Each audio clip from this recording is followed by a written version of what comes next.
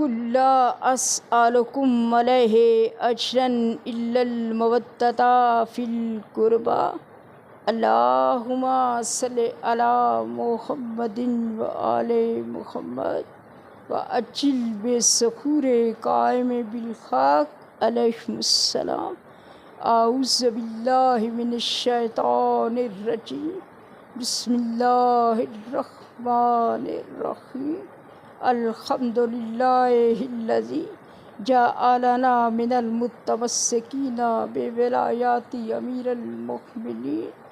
اللہم ایاک نعبد و ایاک نستعین۔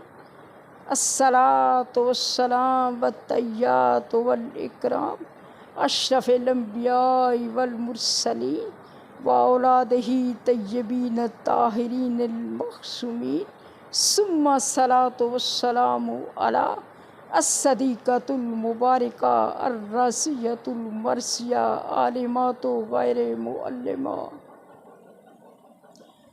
بنت القلم والنون دلیل ارادات کن فیکون و کتاب مکنون آیت اللہ العظمی و زوجات آیت اللہ الکبریٰ حافظات النبوہ و ناشرات الولایہ الکتاب القرآن الائمہ الانوار الحسن الحسین المحسن القائم العلوم الہدیٰ العباس ابیہا السیدات فاطمۃ الزہراء صلوات اللہ۔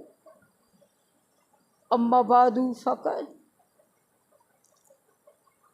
قال رسول اللہ صلی اللہ علیہ وآلہ وسلم عن بلال حبشی السین بلالی الشین عند اللہ۔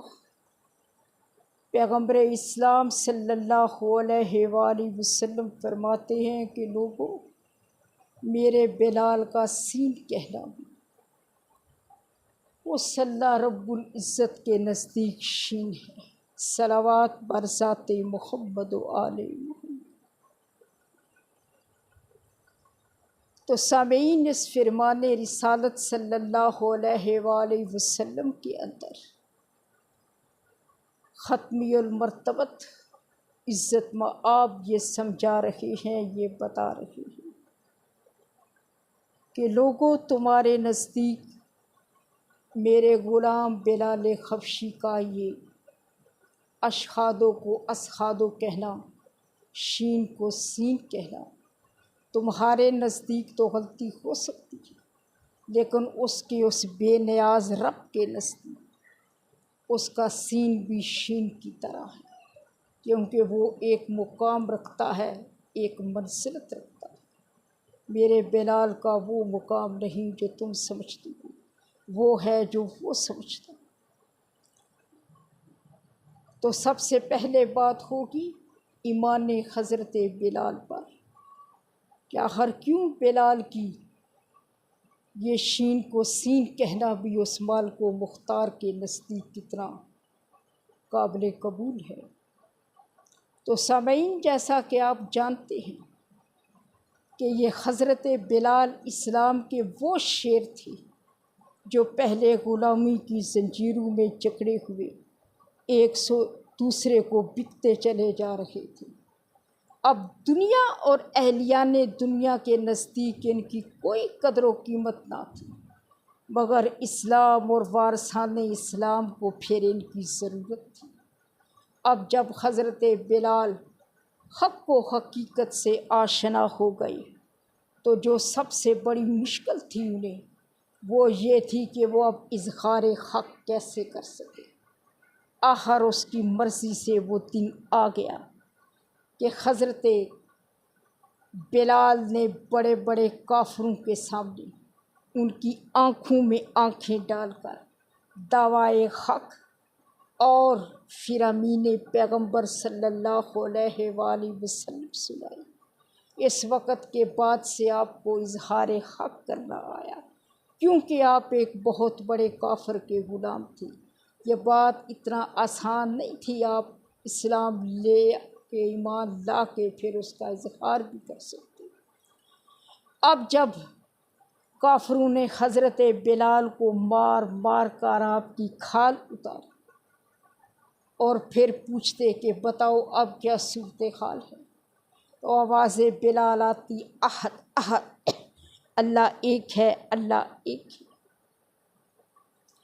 کسی نے سرکار بلال سے یہ پوچھا، ایوہل بلال، یہ تیرا وہ احد جس کے لیے تو نے اتنی کھال کھنچوائی ہے، کیا کبھی تو نے اپنی نگاہ سے اسے دیکھا ہے؟ فرمایا نہیں۔ کیا کبھی وہ تیرے دماغ میں آیا ہے؟ فرمایا نہیں۔ کیا کبھی وہ تیرے خواب میں آیا ہے؟ فرمایا نہیں۔ کیا کبھی تیرے احسار میں آیا ہے؟ فرمایا نہیں۔ وہ کہنے لگا، تجھے کیا ہو گیا ہے؟ وہ عہد جسے تو نے نہ دیکھا ہے، نہ وہ تیری سمجھ میں آ سکتا ہے، نہ کبھی خواب میں آیا ہے، نہ کبھی تیرے احسار میں آیا ہے، تو اس کے لیے یہ سب کچھ برداشت کر رہا۔ آواز بلال آئی، او شخص، بات یہ ہے کہ میرا محمد جو کہتا ہے کہ وہ احد ہے۔ سبحان اللہ! اب ایمان کامل تھا ذات محمد پر، حقیقت محمد پر، تو یہ سب کچھ برداشت کرتے ہیں۔ تو یہاں پر سوچنے کی بات یہ ہے، اے اہل فکر، کہ جس محمد نے وہ لا الہ الا اللہ پڑھایا تھا اور لوگوں نے پڑھ لیا، پھر اس پر قائم بھی ہو گئے اور ثبت بھی ہوئے، پھر اسی محمد نے 18 ذی الحج 11-10 ہجری کو مقام غدیر پر پھر علی ولی اللہ بھی پڑھایا تھا، لوگ اس سے بدعت۔ اب آگے بات آتی ہے کہ سرکار بلال کا مؤذن رسالت ہو،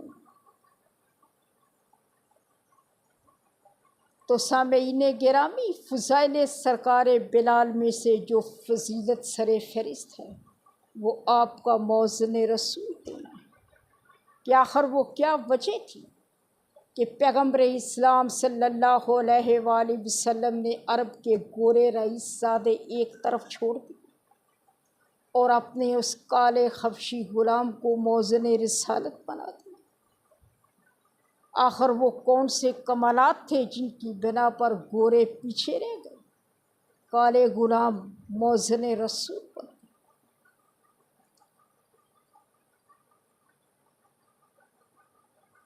تاریخ مکہ بتاتی ہے کہ فتح مکہ کے بعد جب ہندہ ملونہ نے بظاہر کلمہ حق پڑھا اور دائرہ اسلام میں آئی، تو اس کی ملاقات کسی رستے میں میرے پیغمبر سے ہوئی۔ آپ نے اس ملونہ سے پوچھا، بتا تو نے میرے دین کو کیسا پایا؟ وہ عورت چونکہ پیشہ ور رقاصہ تھی، اس لیے جھوم جھوم کر باتیں کیا کرتی تھی۔ وہ کہنے لگی، یا رسول اللہ، دین تو چلو آپ کا ٹھیک ہی ہے، گزارے لائق ہے، لیکن اس میں 2 باتیں ایسی پائی جاتی ہیں جو مجھے بالکل بھی پسند نہیں۔ اگر وہ 2 نکل جائیں نا تو باقی دین میں قبول کر سکتی ہوں۔ آواز رسالت آئی، وہ 2 کون سی؟ یہ کہنے لگی، ایک تو آپ کے دین میں پردہ واجب ہے کہ ہر بالغ خاتون پردہ کرے، یہ بہت سخت چیز ہے کہ عورت نہ چاہتے ہوئے بھی اس چیز کی پابند ہے کہ وہ باحجاب ہو، اس چیز کو نکال دیا۔ اور دوسرا، یا رسول اللہ، وہ جو آپ نے ایک کالے کلوٹے حبشی غلام کو مؤذن رسالت بنا رکھا ہے اور وہ دن میں 3 مرتبہ گلدستہ اذان پہ کھڑے ہو کے اللہ اکبر اللہ اکبر اللہ اکبر کہتا ہے، مجھے تو اس سے بڑی کراہت آتی۔ آخر آپ نے عرب کے انتہائی خوبصورت رئیس زادے جوان چھوڑ کے اس کالے کلوٹے حبشی غلام کو پکڑ کے کیوں مؤذن بنا دی؟ وہ عورت خاموش ہوئی۔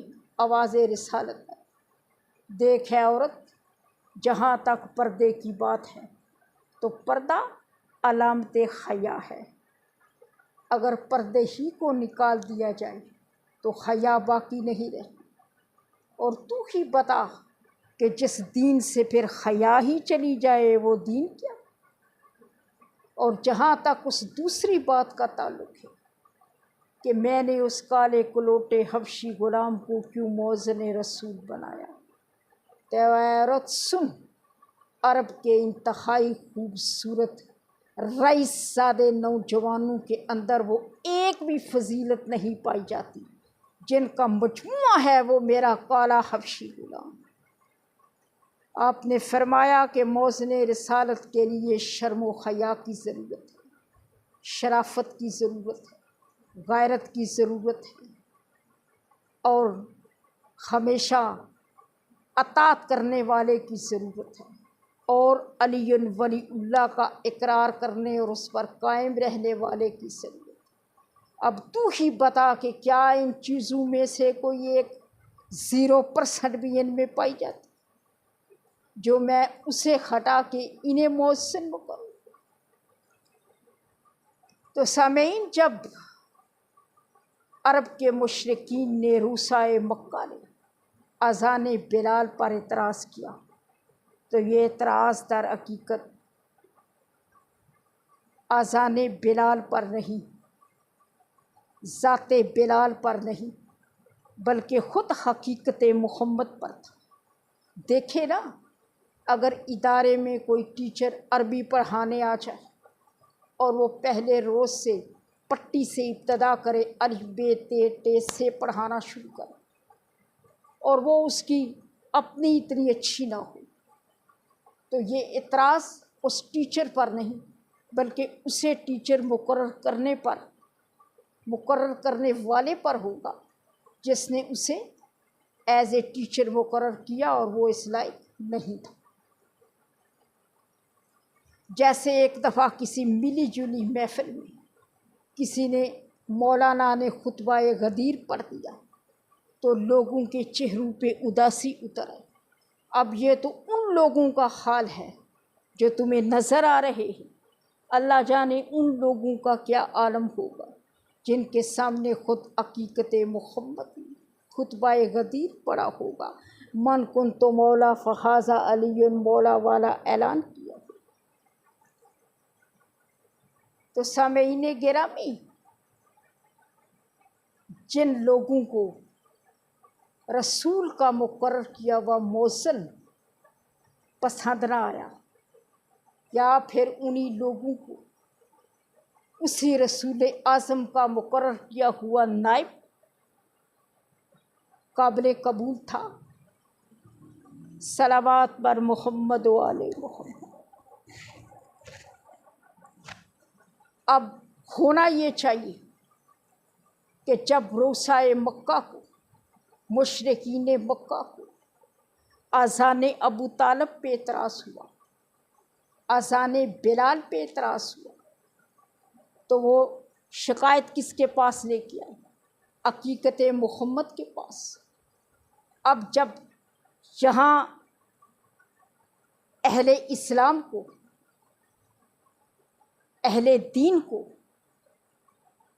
میرے امیر کائنات کی ولایت پہ اعتراض ہوا، ان کے نائب رسول ہونے پہ اعتراض ہوا، ان کے جانشین پیغمبر ہونے پہ اعتراض ہوا، آپ کے خلیفۃ و بلا فصل ہونے پہ اعتراض ہوا، تو آپ کو بھی شکایت لے کر کسی مولانا کے پاس نہیں، کسی سید صاحب کے پاس نہیں، بلکہ کس کے پاس؟ خود حقیقت محمد کے پاس جانا چاہیے جنہوں نے یہ اعلان کیا۔ تو سامعین گرامی، اب جب مشرکین مکہ باضد ہو گئے کہ کسی نہ کسی طریقہ سے اذان بلال روک دی جائے اور سرکار بلال کو گلدستہ اذان سے ہٹا دیا جائے، وہ مسلسل اعتراض علی الاذان بلال کرنے لگے، لیکن وہ یہ جانتے تھے کہ بلال کوئی خود مؤذن نہیں بنا، بلکہ اسے مقرر کرنے والی تو خود حقیقت محمد ہے، لہٰذا انہوں نے سوچا، انہوں نے پلان کیا کہ کوئی عذر ایسا تراشو کہ پھر شکایت بھی ہم بارگاہ نبوت میں لے کے جائیں۔ اب انہوں نے ادھر دیکھا، ادھر دیکھا، ادھر جھانکا، ادھر جھانکا، انہیں بلال سے کوئی غلطی نظر نہ آ رہی، لیکن ایک غلطی دوران اذان ہی انہوں نے پکڑی۔ انہوں نے کہا چلو یہ کرو کہ بلال شین کو سین پڑھ رہے اور وہ اعتراض لے کر بارگاہ نبوت میں آئے۔ اب کیا ہوا؟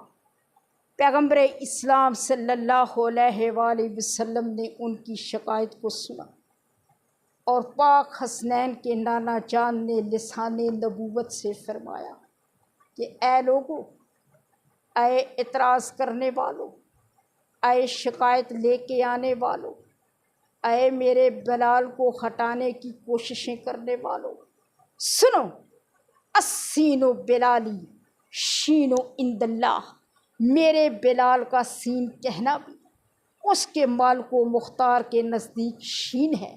جب وہ قبول کر رہا ہے تو تم اعتراض کیوں کرتے؟ اللہ جانے کیا کمال تھا بلال حبشی کے اندر کہ پیغمبر حق یہ فرما رہے ہیں۔ تو سامعین، عربوں کی یہ پرانی عادت تھی کہ انہیں خدا و رسول و آل رسول علیہ السلام کے مقرر کردہ نمائندے، مقرر کردہ نائبین اور مقرر کردہ مؤذن پسند نہیں آیا کرتے تھے، اور وہ اپنے غرور و تکبر اور سرکشیوں اور بغض و حسد اور عناد کے آگے، عناد کی بنا پر انہیں تسلیم نہیں کر سکتے تھے۔ اب جب سرکار بلال کو، مؤذن رسول کو، دشمنان رسول نے بالآخر گلدستہ اذان سے ہٹا ہی دیا اور اذان دینے سے روک ہی دیا، تو حضرت بلال روتے ہوئے دروازہ حجاب کبریا پر آتے ہیں اور آ کر رو کے کہتے ہیں، یا صدیقہ طاہرہ، یا فاطمہ زہرا، آج مجھے گلدستہ اذان سے ہٹا دیا گیا، میری مالکہ مجھے اذان کہنے سے روک دیا گیا۔ اندر سے آواز حجاب کبریا آئی، اے میرے بابا کے صحابی، پریشان مت ہوں، ان لوگوں نے آپ کو اذان دینے سے ہٹا کے غضب الہی کو آواز دی ہے۔ اللہ